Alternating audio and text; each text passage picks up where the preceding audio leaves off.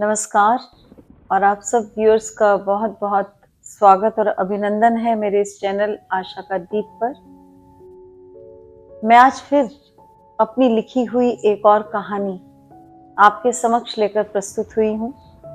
उम्मीद करती हूँ कि इस कहानी में छिपे भाव को आप बहुत संवेदना के साथ ना केवल समझेंगे बल्कि कमेंट बॉक्स में जाकर इसके ऊपर अपने विचार भी अभिव्यक्त करेंगे।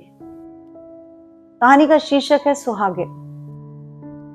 दो सहेलियां पायल और दिव्या अचानक से बाजार में मिल गई। दोनों ने एक दूसरे को देखा, पहचाना, क्योंकि 12वीं कक्षा तक पढ़ने के बाद आज वो दोनों तकरीबन 12-15 साल बाद एक दूसरे को मिली थी।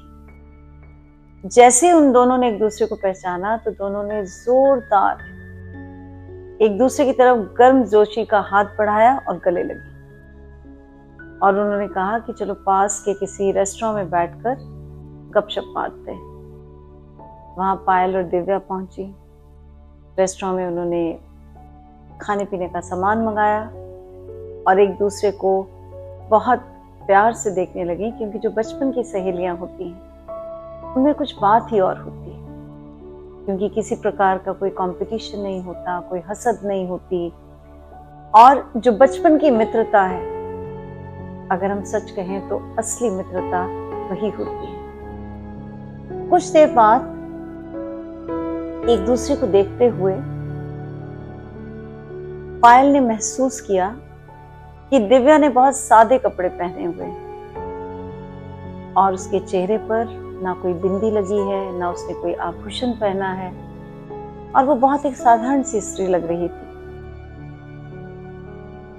और जब दिव्या पायल को देख रही थी तो पायल का जो रूप था उसे बहुत मनमोहक लग रहा था। पायल के माथे में लगा सिंदूर, उसके चेहरे पे लगी कुमकुम की बिंदी, उसके पैरों में बिछुए और गले में पड़ा मंगलसूत्र उसके पूरे व्यक्तित्व को बहुत सार्थक कर रहा था, पूरा कर रहा था।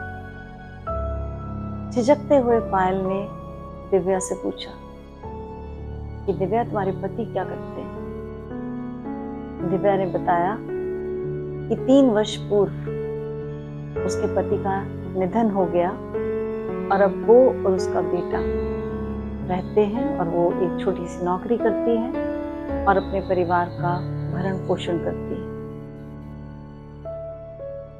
ऐसा सुन के पायल को मायूसी हुई, क्योंकि उसकी बचपन की मित्र है और उसके दुख से उसका दिल भी बहुत धड़का।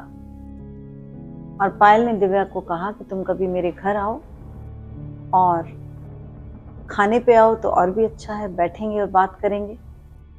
उसके इस निमंत्रण को दिव्या ने सहर्ष स्वीकार किया और उसके बाद दिव्या कुछ दिनों के बाद पायल के घर पहुंची।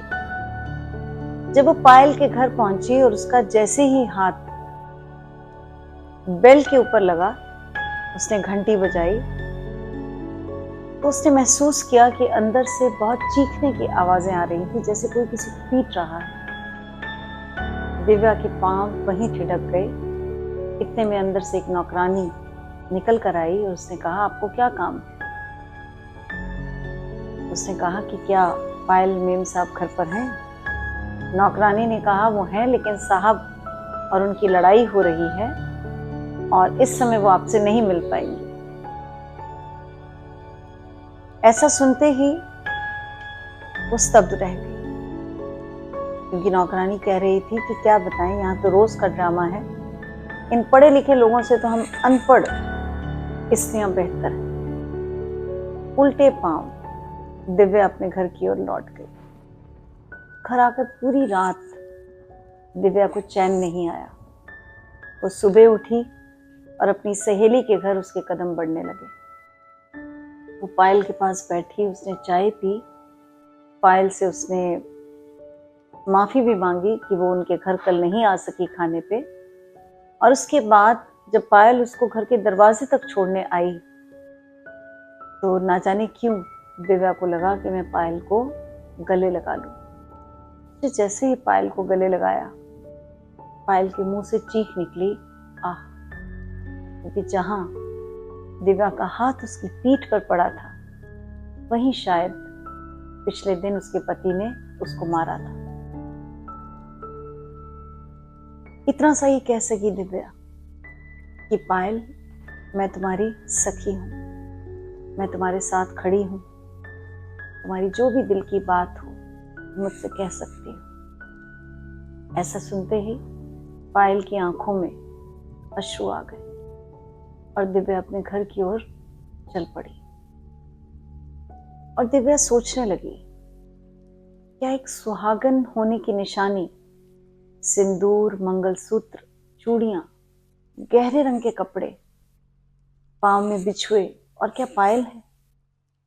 क्या सुहागन होना इसे ही कहते हैं? क्या आज के संदर्भ में नारी को ये समझने की जरूरत नहीं है कि असली सुहागन कौन है? ये एक छोटी सी कहानी है जो कई प्रकार से, कई मुद्दों पे, कई विचारों पे और नारी के जीवन में आने वाली कई घटनाओं से एक बहुत महत्वपूर्ण प्रश्न लेकर आती है कि सुहागन कौन है।